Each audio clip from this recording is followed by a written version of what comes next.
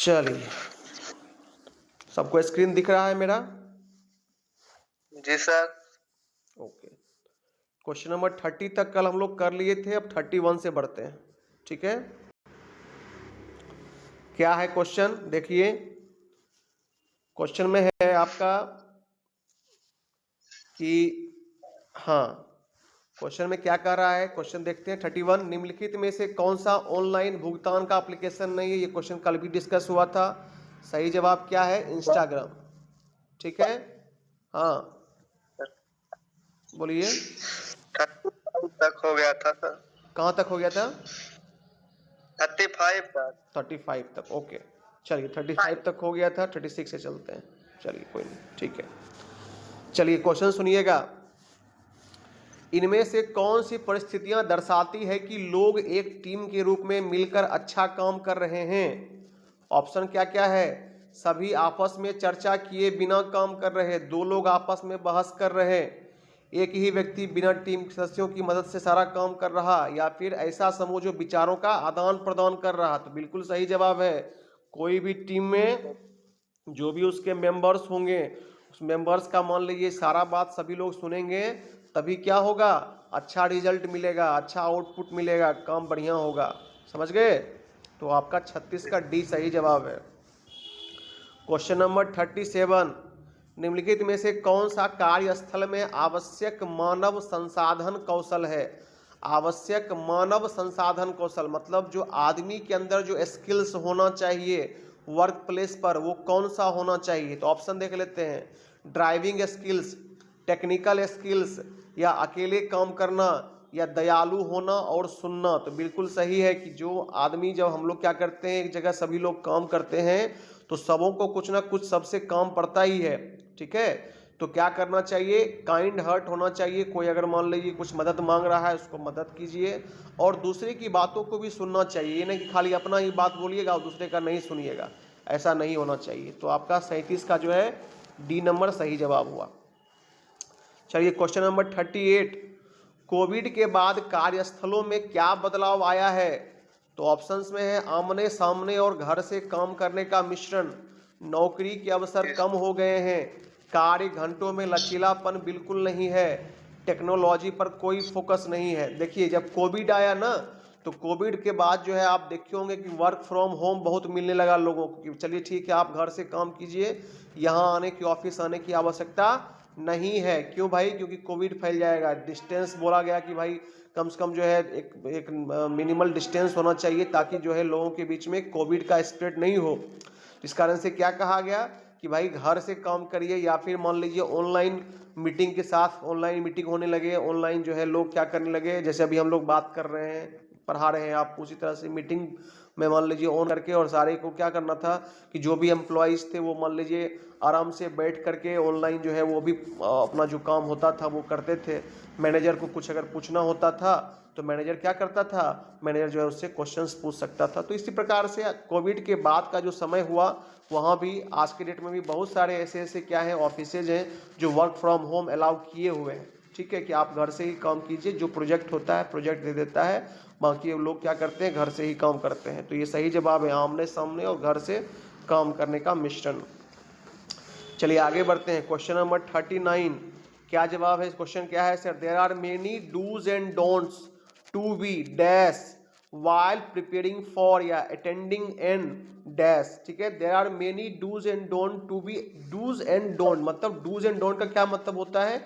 Dos का मतलब क्या करना है, डोंट का मतलब क्या काम नहीं करना है। ठीक है ना, तो there are many dos and don'ts to be identified. ठीक है, क्या होना चाहिए? आइडेंटिफाइड यहां पर होना चाहिए। क्यों आइडेंटिफाइड होना चाहिए सर?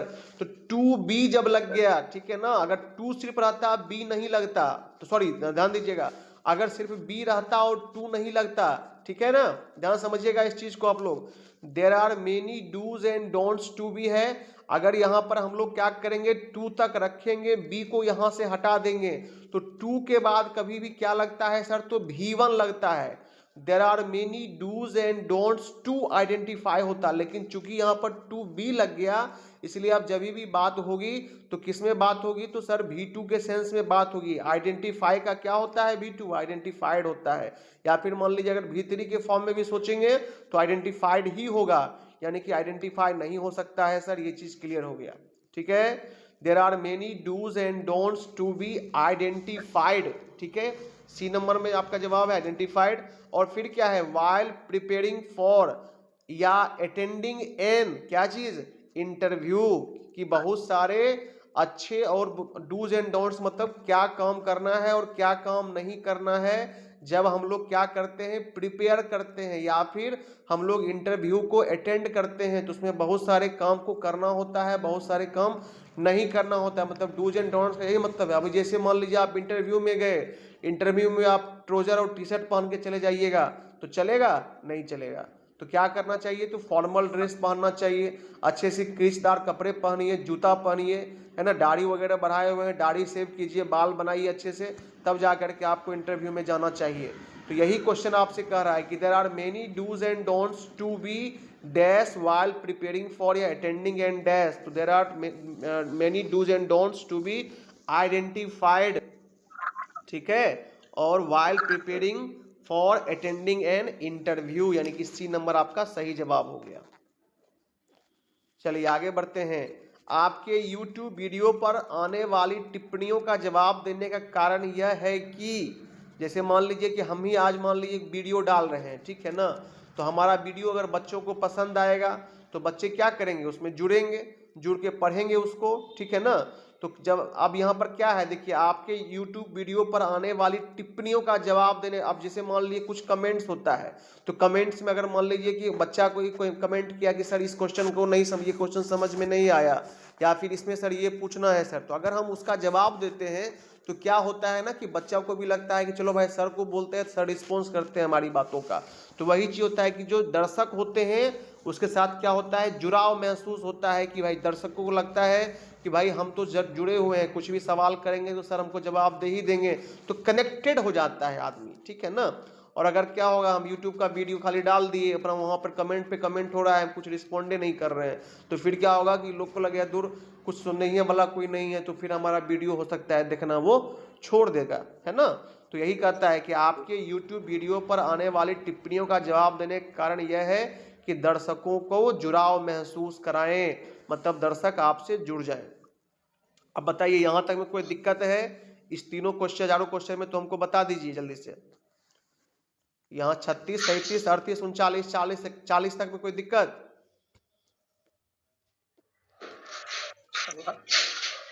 40 तक में किसी बच्चे को कोई दिक्कत तो पूछ लीजिए।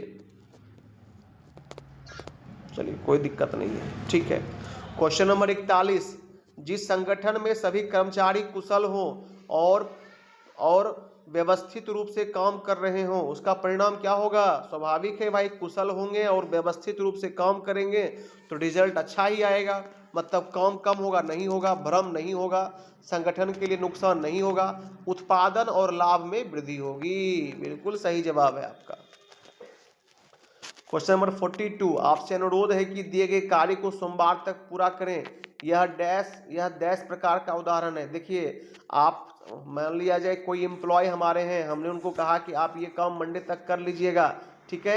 तो ये चूंकि हम लोग जब ऑफिशियल कम्युनिकेशन करते हैं, कहीं पर भी जो आदमी काम करता है, जब वहां पर कोई कम्युनिकेशन होता है तो उसको क्या बोलेंगे, उसको बोलेंगे औपचारिक संचार, ठीक है। और जब दोस्त मित्र के साथ कोई भी बातचीत करेंगे, ठीक है, तो उसको बोलेंगे अनौपचारिक संचार। समझ में आ गया, कोई दिक्कत? चलिए क्वेश्चन नंबर 43, मरम्मत करना, मापना, खींचना, उठाना, पीसना, मिलाना, ये सब किस चीज के उदाहरण है। मरम्मत मतलब क्या होता है, रिपेयर, ठीक है। मापना मतलब मेजर। तो ये सब जो भी आप शब्द देख रहे हैं वो सब कौन सा वर्ड है भाई, डिस्क्राइबिंग वर्ड्स है, सॉरी माफ कीजिएगा, डिस्क्राइबिंग नहीं, एक्शन वर्ड्स है, मतलब क्रिया शब्द है। आपका वर्ब आप लोग पढ़े होंगे ग्रामर के अंदर, है ना। वर्ब क्या होता है, क्रिया होता है, कर्ता जो भी काम करता है उसको क्या बोलते हैं, क्रिया बोलते हैं, है ना। तो जो वही आपका है कि जैसे रिपेयर करना, तो रिपेयर कौन करेगा, कोई आदमी ना करेगा जी। सब्जेक्ट हो गया कि जैसे मान लीजिए हमने कहा, क्या कहा कि फलना मिस्त्री जो है वो हमारे गाड़ी का मरम्मत कर रहा है, रिपेयर कर रहा है। तो क्या काम कर रहा है? तो रिपेयर कर रहा है, ठीक है। तो वो क्या हुआ? वर्ब हुआ, ठीक है। तो याद रखिएगा वर्ब को हिंदी में क्या बोलते हैं? क्रिया बोलते हैं। अगर वहां पर एक्शन वर्ड भी रहेगा इंग्लिश में तो एक्शन वर्ड को मार देना है, ध्यान रखना है इसको। चलिए क्वेश्चन नंबर 44, निम्नलिखित में से किसे कार्यस्थल पर उचित व्यवहार माना जाता है? उचित व्यवहार किसे कहते हैं? वैसा व्यवहार जिससे क्या होता है, जिससे मान लीजिए कि जो आपका वर्क ऑफिस है वो अच्छा दिखे, सुंदर दिखे, डेकोरेटेड दिखे। समझे बात को? अब क्या क्या ऑप्शंस में है देख लीजिए। फोन पर जोर से बात करना नहीं होना चाहिए। नियमित रूप से काम पर देर से आना बिल्कुल नहीं होना चाहिए। कार्यस्थल को साफ सुथरा रखना, ये तो जरूरी है। जहाँ भी आप काम करिएगा वहाँ पर क्या रहना चाहिए? नीट एंड क्लीन रहना चाहिए। ये नहीं कि कागज उधर फेंका हुआ है, पेपर उधर फेंका हुआ है, पूरा गंदा है, वहीं पर बैठे हुए हैं, ऐसा नहीं करना चाहिए। तो क्या करना चाहिए सर? तो कार्यस्थल को साफ सुथरा रखना चाहिए सर। चलिए question number 45, dash Google device द्वारा विकसित क्लाउड कंप्यूटिंग की एक फाइल स्टोरेज और सिंक्रोनाइजेशन सेवा है, ठीक है। अब देखिए यहाँ पर गूगल के द्वारा विकसित कंप्यूटिंग की एक फाइल स्टोरेज सिंक्रोनाइजेशन, जैसे मान लीजिए आप जो है जब गूगल खोलिएगा, ठीक है ना, तो गूगल के अंदर एक जीमेल होता है। जीमेल में क्या होता है? बहुत सारे ऑप्शंस होते हैं, ठीक है ना। जैसे गूगल ड्राइव का ऑप्शन होता है, ठीक है, गूगल डॉक का ऑप्शन होता है, गूगल फॉर्म्स का ऑप्शन होता है ना। तो ये क्या चीज़ है सर? देखिए अब जैसे मान लीजिए आपका कोई ईमेल आईडी है, आपका मेल है, ठीक है ना। तो मेल आईडी क्या होता है? तो मेल आईडी आपकी पहचान होती है। सपोज करिए कि मेल आईडी आपका घर है, ठीक है ना। तो घर में क्या चाहते हैं आप? घर में आप चाहिएगा तो बहुत सारा सामान रख सकते हैं या रखते ही हैं लोग। तो उसी तरह से क्या है ना कि आपके जीमेल के अंदर ना आपका एक ड्राइव होता है, ठीक है। उस ड्राइव में आप चाहिए कि भाई हम कुछ फाइल को सेव करके रखें, जब हमको कभी आवश्यकता पड़ेगी तो हम उसको खोल के देख सकते हैं, ठीक है ना। तो उसके लिए क्या होता है? गूगल ड्राइव का प्रयोग होता है।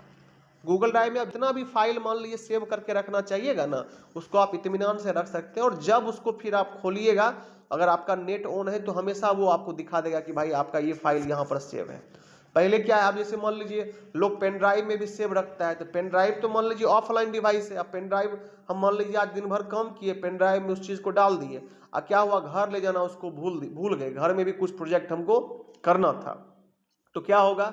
जब पेन ड्राइव ही भूल गए तो भाई प्रोजेक्ट मान लीजिए उससे संबंधित था, तो जब घर उसको लिए नहीं गए तो स्वाभाविक सी बात है उस पर हम नहीं काम कर पाएंगे। लेकिन वही क्या होगा कि उसको कोई चीज़ हम फाइल को बनाए और उसको ड्राइव में सेव कर देंगे, तो ऑटोमेटिकली क्या होगा कि जो ही हम घर पे बैठ के नेट ऑन करेंगे और अपना जीमेल ऑन करेंगे तो हमको वो दिखाने लगेगा, भाई आप यहाँ तक काम किए थे, इससे आगे अब आप काम कर सकते हैं। तो ये क्या है? बहुत फ़ायदे की चीज़ होती है। हम लोग भी, चूँकि हमारा भी संस्थान है और बहुत सारे काम होते हैं, तो हम लोग भी जो है इसको प्रयोग में लाते हैं, ठीक है ना। तो गूगल ड्राइव जो है वो बहुत इंपॉर्टेंट है, इसको समझ लीजिए आप लोग भी आगे जीवन में फिर कुछ करिएगा, काम धंधा कीजिएगा तो आपको भी ये सब इस्तेमाल में आ जाएगा, ठीक है। चलिए आगे बढ़ते हैं। 46 क्या है? आप आजीवन सीखने वाले व्यक्ति हैं यदि आप डैश, ठीक है। देखिए सीखना कभी आदमी को ना कम नहीं करना चाहिए। क्यों नहीं करना चाहिए कम? सीखते रहने से क्या होता है ना कि आपका जो है, जब आप हमेशा प्रयास करिए कुछ ना कुछ नया बात सीखने का, तो आप मार्केट में जो कंपटीशन है ना उसके साथ आप मैच्ड होते हैं, मतलब उसके साथ आप अपना कंपटीशन कर सकते हैं। क्योंकि दुनिया मान लीजिए आज की डेट में काफ़ी ज़्यादा टेक्निकल हो रही है, लोग नए नए ज्ञान ले रहे हैं, तो आपको भी उस हिसाब से बनना पड़ेगा।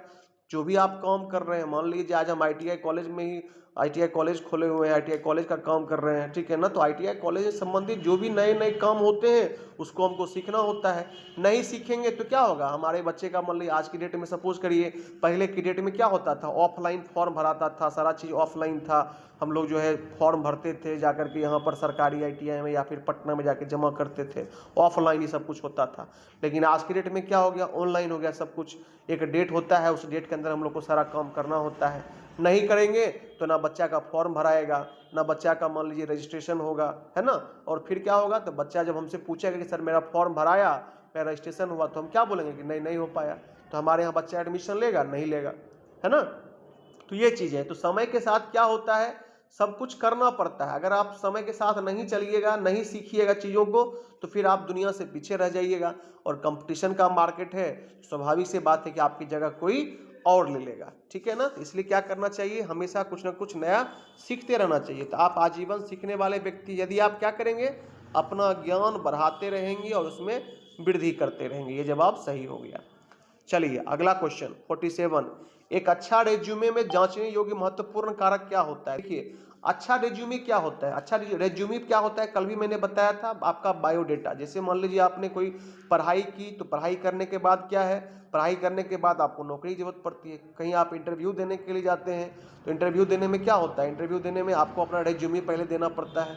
तो रेज्यूमे में क्या है कि जो भी आप इन्फॉर्मेशन लिख रहे हैं, जैसे आप अपना नाम, पिता का नाम, mobile number, date of birth, email ID, आपका जो 10th का क्वालिफिकेशन है, इंटर आपने क्या किया, ऑनर्स क्या किया, आपका आईटीआई है, टेक्निकल आपने क्या कर रखा है, आपको कुछ एक्सपीरियंस है तो सारा आपका एक्सपीरियंस उसमें डाल देना है। तो ये सारी चीज़ों को आपको क्या करना पड़ता है, एक पन्ने के अंदर, एक पेज के अंदर सिस्टमेटिक वे में डाल करके, और जो कंपनी का एचआर है उसको आप देते हैं। अगर आपको आपका रेज्यूमे उसको पसंद आता है तो वो आपको हायर करता है, रेज्यूमे पसंद नहीं आता है तो आपको छोड़ देता है कि नहीं भाई नहीं ये चलने वाला विद्यार्थी है। आ रहा है बात समझ में। तो यही चीज़ है। तो अच्छा रेज्यूमे में क्या चीज़ हमको देखना पड़ता है सर, तो सही जानकारी देखनी पड़ती है। जो भी आपने मान लीजिए उसमें डाला है वो सही है कि कुछ गलत लिख दिया आपने। उसके बाद वर्तनी का मतलब व्याकरण, जैसे हम मान लीजिए कि ग्रामर का बहुत सारा ग्रामर का वर्ड्स होता है, या फिर मान लीजिए डिक्टेशन होता है आपका। आप जैसे मान लीजिए हम लिखेंगे कि आई एम ऑनेस्ट पर्सन, तो ऑनेस्ट का स्पेलिंग गलत लिख देंगे।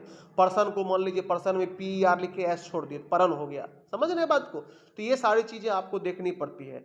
व्याकरण का होता है, ग्रामर का मिस्टेक, जैसे मान लीजिए आपको कोई चीज़ अगर टेंस वाइज मान लीजिए हमको प्रेजेंट में कोई चीज़ को शो करना है, लिखना है, जैसे आई एम वर्किंग इन ये कंपनी मैंने लिख दिया, तो हम वहाँ पर आई वाज वर्किंग लिख देंगे। इसका मतलब हम पहले कभी काम कर रहे थे, अभी नहीं काम कर रहे हैं, लेकिन हमको तो दिखाना था कि भाई अभी हम काम कर रहे हैं, तो आई एम वर्किंग का वहाँ यूज होना चाहिए। तो यही सब चीज़ें हैं कि ग्रामर का मिस्टेक्स, आपका व्याकरण, जो आप डिक्टेशन लिख रहे हो वो डिक्टेशन स्पेलिंग आपके वर्ड्स का, या फिर मान लीजिए सही जानकारी, ये सारी चीज़ों को क्या करना चाहिए, आपको अच्छे से देख करके उसके बाद ही किसी को रेज्यूमे भेजना चाहिए। ये नहीं कि गलती है सही भेज दिए, ऐसा नहीं करना चाहिए आपको। तो 47 का जवाब ए नंबर हो गया। अब आप लोग बताइए कि यहाँ तक में किसी बच्चे को कोई तकलीफ है तो बता दीजिए एक बार हमको। मैं स्क्रीन पर दिखा रहा हूँ, आप लोग देख लीजिए। 36 से लेके 47 तक अभी हो गया है। यहाँ तक में किसी बच्चे को कोई तकलीफ है तो प्लीज़ पूछ लीजिए।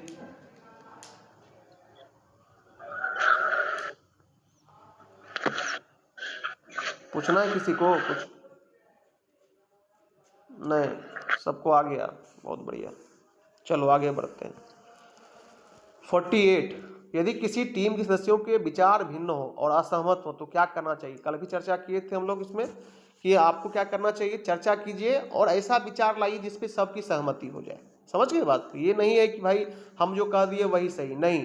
4-5 मेंबर्स हैं, चारों 5 मेंबर्स एक बात पे जो सहमत होंगे उसी बात पर क्या करना चाहिए, आगे बढ़ना चाहिए। अकेले किसी का विचार ग्रुप में नहीं चलता है, ग्रुप में सभी का विचार सम्माननीय होता है, उसको लोग जो है क्या करते हैं, मानते हैं। चलिए क्वेश्चन नंबर 49, निम्नलिखित में से कौन सा विकल्प प्रतिबद्धता, विश्वसनीयता, अनुकूलनशीलता और लचीलापन जैसे कौशलों का सबसे अच्छा वर्णन करता है। वेरी गुड है।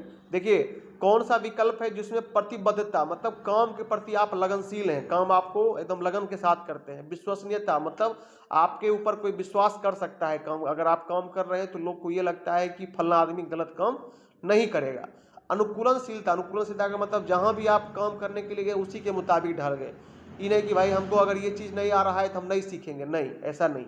लचीलापन, जैसा मैंने समझाया आपको कि काम के हिसाब से आपको फ्लेक्सिबल होना पड़ेगा कि भाई हमको अगर ये चीज़ नहीं आ रहा है, इसको अगर सीखना है तो सीखिए।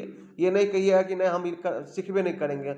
अगर हमको मान लीजिए आज की डेट में सिस्टम चलाने के लिए नहीं आता है और कहीं ऑफिस में गए काम करने के लिए, वहाँ सिस्टम चलाने की जरूरत पड़ रही है तो सीखना ना पड़ेगा जी। ऐसा थोड़ी ना कह देंगे हमको नहीं आता हम नहीं करेंगे, तो फिर वहाँ जाइए दूसरा जगह देखिए आप जा करके। ठीक है, तो ये चीज़ें हैं। तो 49 का आंसर क्या होगा सर, सी जो है वो आपका सही जवाब होगा कि आत्म प्रबंधन, सेल्फ मैनेजमेंट जो होता है, जो आपका सेल्फ मैनेजमेंट होता है वो क्या है, बहुत जरूरी होता है इसके अंदर। ठीक है, आप क्या करते हैं, आत्म प्रबंधन करते हैं, सेल्फ मैनेजमेंट करते हैं, अपने आप को उस हिसाब से ढालते हैं ताकि क्या हो कि आपको जो है अच्छे ढंग से मान लीजिए किसी कंपनी के अंदर या किसी भी जगह पर अपने आप को आप सेटल कर सकें। चलिए क्वेश्चन नंबर 50, निम्नलिखित में से कौन सा तरीका आपको लोगों के साथ बेहतर ढंग से काम करने में मदद कर सकता है? ठीक है, लोगों के साथ बेहतर ढंग से काम करने में मदद कर सकता है। ठीक है भाई, ऑप्शन देखते हैं। कोई गलती नहीं कर रहा है, सहकर्मियों से बात नहीं कर रहा है, तकनीकी कौशल या चुनौतीपूर्ण परिस्थितियों में ध्यान देना और शांत रहना। बहुत अच्छा, ये बिल्कुल सही जवाब है जी। कि भाई अगर मान लीजिए कि आपको लोगों के साथ में सही ढंग से काम करना है तो आपको चुनौतियों के लिए तैयार रहना होगा और चुनौतियों में अपने आप को शांत रखना पड़ेगा। अब मान लीजिए कहीं, आज हमारा ही कॉलेज है, हमारे कॉलेज में भी इंस्पेक्शंस होते रहते हैं, सरकार के मान लीजिए लोग आते जाते रहते हैं। अब हम जो है हम धड़फड़ा जाएंगे कि भाई बाप रे बाप सरकार का लोग आ गया, भाई क्या होगा नहीं होगा, तो जो चीज़ मेरे सामने में है जो सही है उसको भी गलत कर देंगे। तो वैसा नहीं करना चाहिए। चुनौतीपूर्ण परिस्थितियों में अपने आप को शांत रखना चाहिए। शांत रखिएगा तो आपका जो 100% है वो निकलेगा, और निकलेगा तो फिर आपका बेहतर ही होगा, खराब नहीं हो सकता। ये बात आप ध्यान रखिए। यहाँ तक कोई तकलीफ है किसी बच्चे को तो पूछ लीजिए। नहीं, चलिए ठीक है सर, आगे बढ़ जाते हैं फिर। यदि आपको नई नौकरी के लिए अपने स्थान से किसी नए शहर में जाना पड़े तो आप सुरक्षित रूप से जाने के लिए क्या कीजिएगा जी? तो पहले नए शहर में रहने वाले के बारे में शोध करेंगे, दलालों की हर बात पर विश्वास करेंगे, सोशल मीडिया पर सटीक लोकेशन शेयर करेंगे, पड़ोसियों के लिए उपहार करेंगे। जरूरत ही नहीं है। जहाँ कहीं भी आप नए जा रहे हैं, नया रूप से जा रहे हैं, पहले उसके बारे में पता कर लीजिए कि भाई जगह कैसा है ना, लोकेशन कैसा है, ठीक है, वहाँ पर लोग अच्छे हैं नहीं हैं, शहर कैसा है, खाना पीना कैसा मिलता है, सब कुछ देख लीजिएगा तब ना जाइएगा कि मैंने उठा लिए झोला चल दिए। ये नहीं करना चाहिए। तो भाई नए शहर में रहने के बारे में आपको क्या करना चाहिए? शोध करना चाहिए। चलिए यहाँ तक हो गया। क्वेश्चन नंबर 52, इनमें से कौन सा सोशल नेटवर्किंग साइट है? सोशल नेटवर्किंग साइट क्या होता है सर? वैसा साइट जहाँ पर क्या है, जहाँ पर सोशल मीडिया का प्रयोग हो रहा है। आज की डेट में तो सबको पता होगा, फेसबुक तो सब चलाता है, हमको लगता है कोई बच्चा नहीं होगा जो फेसबुक नहीं चलाता होगा, है ना। बाकी लोटस नोट्स, मोजिला, आउटलुक, ये सब क्या है, कुछ मान लीजिए आपके गूगल सर्च इंजन है, ठीक है ना, कुछ मान लीजिए माइक्रोसॉफ्ट का एप्लीकेशन इसमें है। तो याद रखना है सोशल नेटवर्किंग साइट कौन सा है सर? तो फेसबुक है सर, कोई दिक्कत नहीं है इसमें। निम्नलिखित में से कौन सा रेज्यूमे का प्रमुख घटक है? रेज्यूमे का प्रमुख घटक का मतलब रेज्यूमे में आपको मेन रूप से किस किस चीज़ को इंगित करना होता है? तो आपका जो पर्सनल आइडेंटिफिकेशन है, पर्सनल आइडेंटिफिकेशन का मतलब आपका नाम हो गया, आपका पिताजी का नाम हो गया, आपका मान लीजिए डेट ऑफ बर्थ हो गया, आपका घर का एड्रेस हो गया, ये सब आपका पर्सनल आइडेंटिफिकेशन होता है, ठीक है। उसके बाद क्या होता है? एजुकेशनल क्वालिफिकेशंस होता है, जिसमें आप मान लीजिए कि जो 10th 12th ऑनर्स क्या किए हुए हैं वो डालना होता है। फिर टेक्निकल क्वालिफिकेशंस आपको डालना पड़ता है, ठीक है ना। और फिर एक्सपीरियंस डालना पड़ता है। तो एक्सपीरियंस देखिए, कार्य अनुभव, कहीं पर आपने काम किया है ना, तो उसी को हम लोग क्या बोलते हैं? कार्य अनुभव बोलते हैं। तो वो कार्य अनुभव जो है आपको रिज्यूमे में जरूर ही डालना चाहिए। इससे क्या होगा कि जो भी मान लीजिए कि आपका एम्प्लॉयर है वो देखेगा कि हाँ ये लड़का कहीं ना कहीं काम कर रखा है, तो पहले आपको लेगा वो, उसके बाद ही किसी फ्रेशर बच्चे को लेगा। यहाँ तक में कोई दिक्कत है किसी बच्चे को तो बताइए। नहीं दिक्कत, चलिए ठीक है। क्वेश्चन नंबर 54, कार्यस्थल पर लोगों से संबंधित कुछ समस्याएं क्या है? ऑप्शंस क्या क्या है? कार्यस्थल पर अधिक कर्मचारी है, समस्या का सामना करते समय कर्मचारी आपस में संवाद नहीं करते हैं, अधिक योग्य कर्मचारी हैं, अधिक अनुभवी कार्य नहीं। देखिए कार्यस्थल पर क्या है ना कि जैसे मान लीजिए कोई ग्रुप प्रोजेक्ट काम होता है ना, तो क्या होता है कि बहुत लोग जो है जब कोई प्रॉब्लम आता है तो अपने उसको नहीं लेना चाहते, क्या चाहते हैं? दूसरे पर फेंक दें, ठीक है। और फिर क्या है कि आपस में चाहेंगे कि नहीं भाई हम बिल्कुल स्ट्रिक्ट बन के रहे, मैंने अपना जो हमको तनी को काम मिला है उतने करेंगे, बाकी दूसरे के काम से कोई मतलब नहीं है। समझ गए बात? तो ऐसा नहीं होना चाहिए।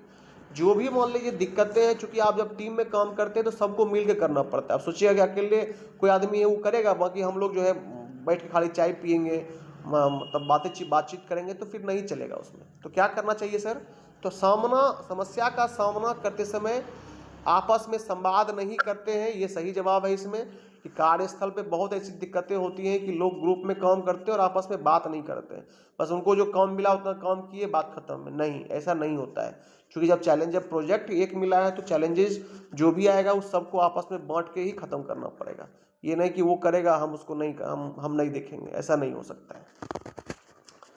चलिए क्वेश्चन नंबर 55 चलते हैं हम लोग। क्या है सर क्वेश्चन, देख लेते हैं। उपयुक्त वर्णात्मक शब्द से वाक्य को पूरा करिएगा। The roads in my town are in dash condition. अब देखिए एक्सपेंसिव है, गुड है, स्पेसियस है और कंफर्टेबल है। ठीक है, तो जब भी यहाँ पर हम लोग यूज करेंगे तो किस एडजेक्टिव का यूज करेंगे? गुड का यूज करेंगे। देखिए सेंटेंस आज फिट भी हो रहा है। The roads in my town, हमारे जो शहर के रोड हैं वो क्या है? अच्छे हालात में है, अच्छे कंडीशंस में है, तो वहाँ पर ऑब्वियस सी बात है गुड का ही प्रयोग होगा। चलिए अगला क्वेश्चन 56 में बढ़ते हैं। यदि कोई व्यक्ति घर में बने उत्पादों को बेचना चाहता है तो उसे व्यवसाय बढ़ाने के लिए क्या करना चाहिए? अब मान लीजिए आप कोई घर में बिजनेस चालू किए, जैसे मान लीजिए आप अचार बनाते हैं, अचार का बिजनेस चालू किए, तो अचार का बिजनेस चालू किए तो अचार का बिजनेस करने के लिए आपको क्या करना पड़ेगा?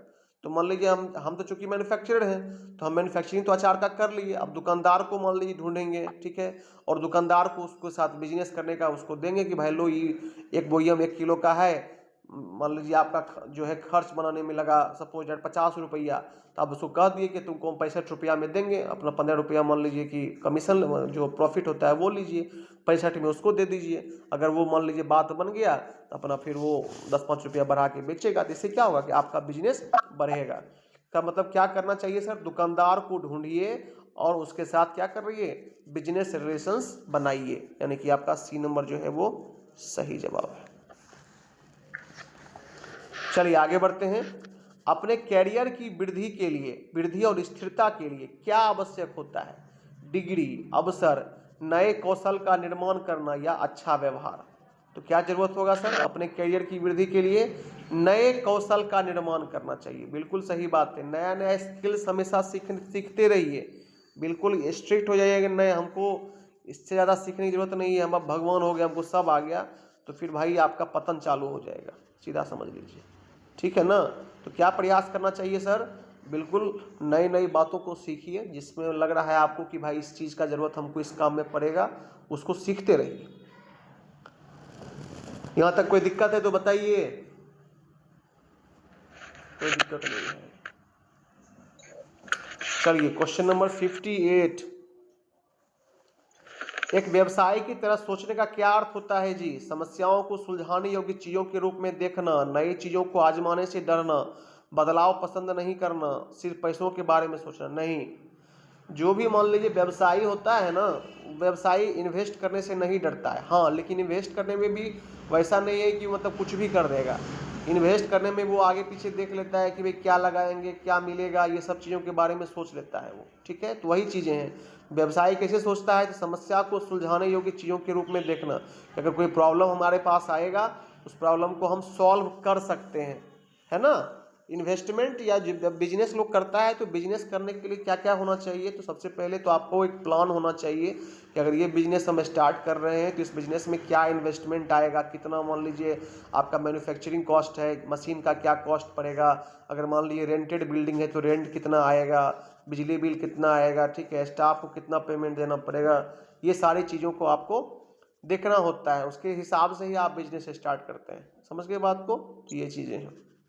तो यही है, समस्याओं को सुलझाने योग्य चीज़ों के रूप में देखना। 59 में क्या है? किसी जॉब पोर्टल पर आप प्रोफाइल बनाते समय किन किन बातों का ध्यान रखिएगा जी? ठीक है, तो नौकरी के लिए आवश्यक कौशलों को शामिल करें, भले ही आपके पास वो कौशल नहीं हो। नहीं, बिल्कुल नहीं, ऐसा तो एकदम नहीं करना चाहिए। जो आपसे हो सकता है भाई, जो आपको आता है वही लिखिए, ये नहीं कि कुछ भी लिख दीजिए। दूसरा है नकली नाम का उपयोग करिए, बिल्कुल नहीं।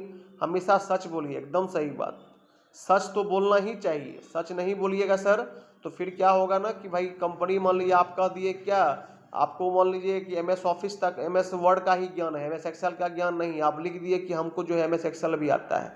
तो जब इंटरव्यूअर के पास बैठिएगा, पूछ देगा 4 गो क्वेश्चन कि भाई एक्सेल के बारे में ये बताओ वो बताओ, तो आप चुप हो जाइएगा, है ना। तो फिर क्या होगा, आपको वहाँ से नौकरी गंवानी पड़ेगी। इसलिए प्रयास करिए कि जो सच है वही बोलिए। ठीक है, यानी कि हमेशा सच बोलना। चलिए क्वेश्चन नंबर 60 भर लेते हैं हम लोग। उपयुक्त शब्दों में से रिक्त स्थान भरें ताकि एक सार्थक वाक्य बन सके। The principal called Manoj and asked dash to show dash hall ticket for the CTS examination. ठीक है, कि प्रिंसिपल ने मनोज को बुलाया एंड आस्क्ड प्रिंसिपल मनोज को बुलाया। तो मनोज क्या है, लड़का है कि लड़की है? तो लड़का है सर। तो लड़का के साथ क्या लगता है? हिम लगेगा, हर तो लग नहीं सकता है। अच्छा, to show dash hall ticket, तो to show his hall ticket होगा, स्वाभाविक सी बात है। हर हो नहीं सकता है, क्यों सर? क्योंकि जब मनोज का मान लीजिए हॉल टिकट है तो मनोज लड़का है तो वो अपना ही हॉल टिकट दिखाएगा ना, किसी दूसरे का थोड़ी ना दिखा देगा। तो हिम और हिज ये आपका सही जवाब हुआ। वही कोई लड़की रहता तो क्या होता, कौन बताएगा?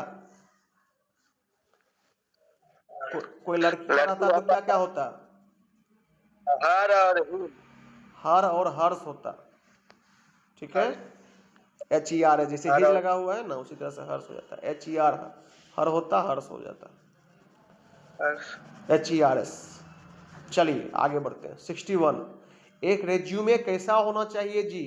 तो संक्षिप्त और सटीक होना चाहिए, बिल्कुल सही जवाब है।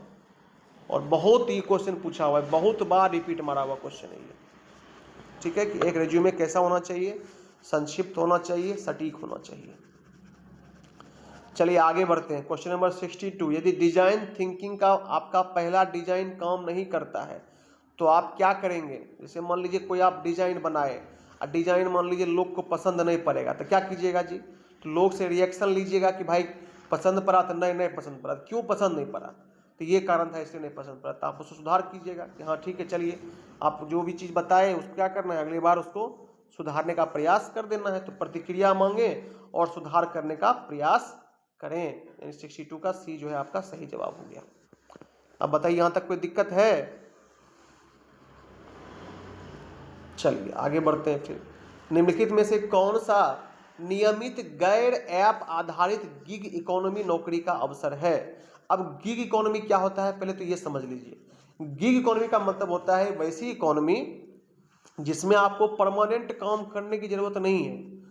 क्या जरूरत होता है सर? तो पार्ट टाइम काम कीजिए, जैसे स्विगी हो गया, जोमेटो हो गया, ओला हो गया, उबर हो गया। अब स्विगी में जो लड़का काम करता है वो ड्यूटी थोड़े ना करता है, उसको तो मान लीजिए जब ऑर्डर आया तो जाएगा पहुंचा के चला आएगा। या फिर मान लीजिए ओला उबर वाला है, उसमें मान लीजिए उसका गाड़ी कोई बुक करेगा तो जब बुक किया तो अपना जाकर के काम कर लिया, फिर घर में बैठा हुआ है, उसको फिर मान लीजिए कि ऑर्डर आएगा तो ऑर्डर पर जाके काम करेगा। तो उसी को बोलते हैं गिग इकोनॉमी। गिग इकोनॉमी में क्या होता है कि आपको परमानेंट काम करने की जरूरत नहीं होती है, बस आपको जब काम मिला तो आप काम कीजिए, फिर अपना घर में है जहाँ भी है कोई दिक्कत नहीं है। समझ गए बात को? उसी को बोलते हैं गिग इकोनॉमी। तब ऑप्शंस में क्या क्या है? निम्नलिखित में से कौन सा नियमित गैर अपारंपरिक गिग इकोनॉमी नौकरी का अवसर है? अब देखिए नियमित है, उबेर है, डुंजो है, स्विगी है और होम कैटरिंग है। अब देखिए यहाँ पर नियमित है, नियमित का मतलब रेगुलर काम करना पड़ेगा, समझे। और दूसरा क्या है? गैर ऐप, मतलब ऐप का इस्तेमाल इसमें नहीं हो सकता। आप जैसे देख लीजिए उबेर है, डुंजो है, स्विगी है, इसमें देखिए सबका ऐप होता है, आपको पता ही होगा। स्विगी जोमेटो से हम लोग खाना ऑर्डर करते हैं, है ना। उबेर डुंजो ये सब क्या है? ड्राइविंग का, कार का बुक करने का या मान लीजिए टैक्सी बुक करने का ऐप्स होता है।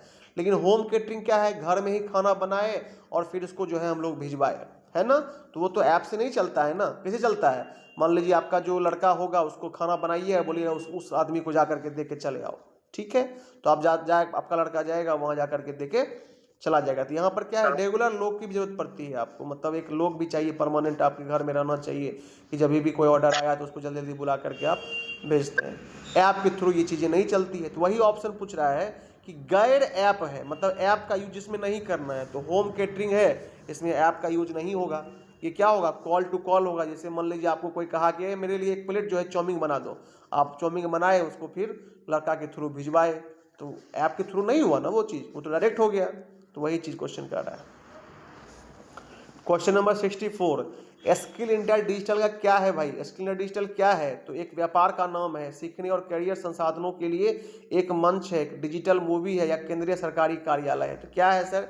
सीखने और करियर संसाधनों के लिए एक मंच है। वहाँ पर मान लीजिए आपको अगर जॉब तलाश करना है, आप स्किल इंडिया में जाइए, जॉब्स पे क्लिक कीजिए, आपको वहाँ जॉब्स दिखा देगा। फिर मान लीजिए कुछ सीखना है तो वहाँ पर ढेर सारे कोर्सेज होते हैं, छोटा छोटा कोर्सेज, जो चाहिएगा तो आप उसको वहाँ जाके सीख सकते हैं। तो सीखने और करियर संसाधनों के लिए क्या है? एक मंच है। क्या चीज़? Skill India digital. चलिए यहाँ तक हो गया। अब आगे बढ़ते हैं। क्वेश्चन नंबर 65, उपयुक्त शब्दों से रिक्त स्थान को भरिए ताकि एक सार्थक वाक्य बन सके। There dash a coffee shop dash the park. There is a coffee shop next to the park, मतलब एक कॉफी शॉप है, कहाँ है? पार्क से एक कदम, मतलब एक स्टेप आगे। नेक्स्ट मतलब पार्क के जस्ट बाद क्या है? कॉफ़ी शॉप है, इसलिए इसको भरा गया। देयर आर नहीं हो सकता है, अगर कॉफ़ी शॉप्स होता प्लुरल में होता तो आर लगा देते, लेकिन चूंकि ये सिंगुलर है, कॉफ़ी शॉप एक दुकान की बात हो रही है, इसलिए इज लगेगा। ठीक है, नेक्स्ट द पार्क नहीं हो सकता है, जब भी आएगा तो नेक्स्ट टू ही आएगा। ठीक है, तो ये फ्रेज होता है, इसका क्या मतलब होता है कि तुरंत आगे। इज नेक्स्ट टू आपका सही जवाब है। चलिए 65 नंबर क्वेश्चन तक हो गया है। अब यहाँ तक किसी बच्चे को अगर कोई दिक्कत है तो हम स्क्रीन पर फिर से पेज को कर दे रहे हैं।